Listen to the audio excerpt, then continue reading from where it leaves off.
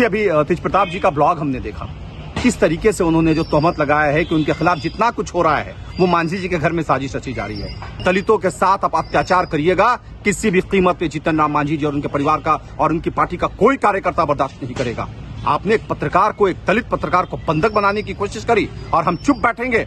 हम ऐसे पत्रकार का हमेशा साथ देंगे जो पत्रकार दबा कुचला दलित अकलियत है। किसके कहने पे ऐश्वर्या राय जी के साथ उनका डिवोर्स का केस चल रहा है? क्या मांझी जी ने कह दिया था? क्या जीतन राम मांझी जी के कहने पे वो 10 नंबर से अब अलग जाकर रहने लगे?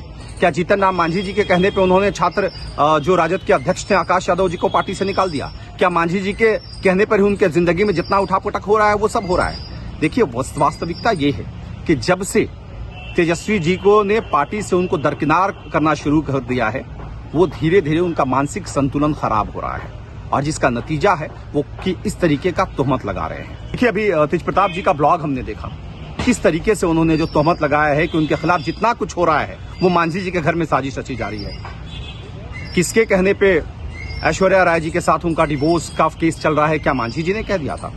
क्या जीतन राम मांझी जी के कहने पे वो 10 नंबर से अब अलग जाकर रहने लगे?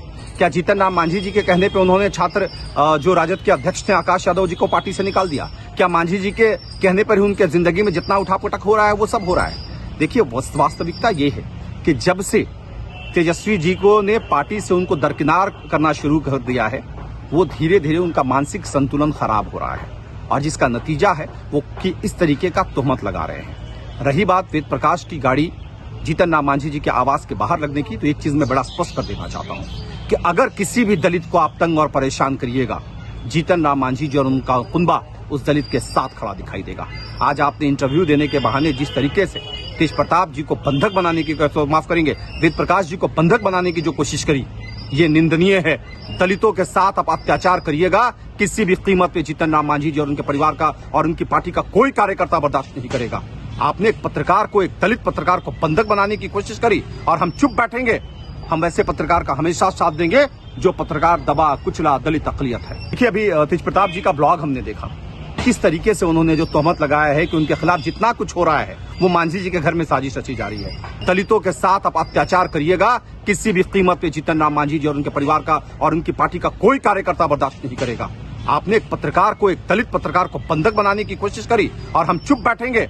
हम ऐसे पत्रकार का हमेशा साथ देंगे जो पत्रकार दबा कुचला दलित अकलियत है। किसके कहने पे ऐश्वर्या राय जी के साथ उनका डिवोर्स का केस चल रहा है? क्या मांझी जी ने कह दिया था? क्या जीतन राम मांझी जी के कहने पे वो 10 नंबर से अब अलग जाकर रहने लगे?